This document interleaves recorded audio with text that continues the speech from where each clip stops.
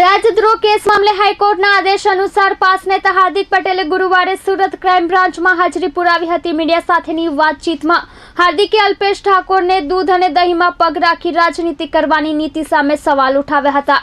સાથે જ અમિત શાહ અને જીએસટી મુદ્દે પણ હાર્દિકે નિવેદન આપ્યું હતું।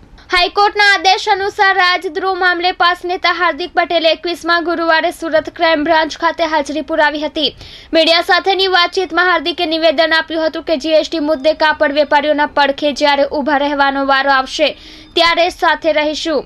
પોલીસ દ્વારા જે પ્રકારે કાપડ વેપારીઓ પર લાઠીઓ વર્ષાવી છે તે દુઃખની બાબત છે। એક તરફ પોલીસ દ્વારા વેપારીઓ પર લાઠીચાર્જ કરવામાં આવ્યો છે તો બાદમાં પોલીસ કમિશનર દ્વારા આ ઘટના અંગે ખેદ વ્યક્ત કરવામાં આવે છે। આજે કઠોર કોર્ટમાં ચક્કાજામ કેસમાં હાજર થવાનું છે। અમિત શાહનો ગુજરાત પ્રવાસ અને દલિતને ત્યાં જમવું એ એક પોલિટિકલ સ્ટન્ટ છે।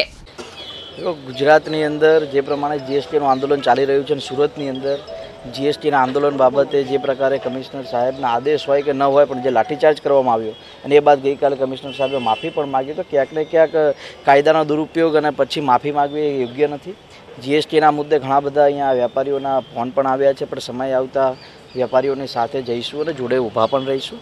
જીએસટીના મુદ્દે જે પ્રમાણે વેપારીઓને હજુ ખબર નથી બિલ કઈ રીતે બનાવવાના, જીએસટીનો કાયદો કઈ રીતે લાગુ કરવામાં આવ્યો છે, ઘણા બધા માર્કેટયાર્ડો પણ ગુજરાતની અંદર બંધ રાખવામાં આવ્યા છે। તો સ્વાભાવિક રીતે ખેડૂતોના મુદ્દે અને જીએસટીના વેપારીઓના મુદ્દે આ તમામ મુદ્દે ગુજરાતની અંદર જનતા અસમંજસમાં છે અને હું એવું માનું છું કે જલ્દીમાં જલ્દી સરકાર દ્વારા આનો યોગ્ય નિર્ણયો રાખવા જોઈએ અને જીએસટીના જે બિલ બનાવવા મુદ્દેના સેમિનારો પણ વેપારીઓની સમક્ષ મૂકવા પડે જેથી વેપારીઓને કોઈ તકલીફ ન પડે। કઠોળ કંઈક હાજર થવાનો શું કેસ હતો અને કોણ હાજર? देखो कठोड़ो जो कामरेज हाईवे चक्काजाम बाबतનો કેસ છે ને એમાં આજે હાજર થવા માટેનું ફરમાન છે તો બધા આરોપીઓ જે છે બધા હાજર થઈશું ત્યાં। અલ્પેશ ઠાકોર જે રીતે આંદોલન ચલાવી રહ્યો છે, કાલે લાખો લીટર દૂધ તોડી દેવામાં આવ્યું, શું કહો છો સમગ્ર મામલે? देखो ક્યાંક ને કે મેં ઘણી ટાઈમ પહેલાં પણ કહ્યું કે દૂધ અને દહીંમાં પગ રાખવા એ મને પસંદ નથી।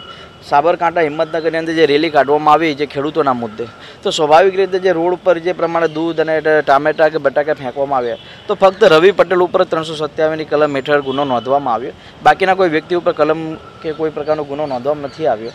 તો ક્યાંક ને ક્યાંક આંદોલનને રાજકીય રીતે ફાંટા પાડવા કે રાજકીય નેતાઓ સાથે બેસીને આંદોલન કરવું તો ક્યાંક ને ક્યાંક મને એ બાબતે શંકા પણ દેખાય છે ને અને લોકો પણ જાણે છે કે જે પ્રકારે લોકોને ગેરમાર્ગે દોરવાની વાત છે ખેડૂતોના મુદ્દે આંદોલન કરવું, લોકોને સૌને સાથે રાખીને કરવું અને પછી જ્યારે કેસ અને મુદતની વાત આવે તો ત્યાં ન જવું તો ક્યાંક ને ક્યાંક લોકો જાગૃત થશે। ખેડૂતોના દેવા માફીના આંદોલનમાં જોડાયેલા અલ્પેશ ઠાકોર અંગે પણ હાર્દિકે નિવેદન આપ્યું હતું। અલ્પેશ ઠાકોરની દૂધ અને દહીંમાં પગ રાખી રાજનીતિ કરવાની નીતિ મને યોગ્ય નથી લાગતી તેવી વાત હાર્દિકે જણાવી હતી। કેમેરામેન હિતેશ પ્રજાપતિ સાથે મયુર ઠક્કર, S24 ન્યૂઝ, સુરત।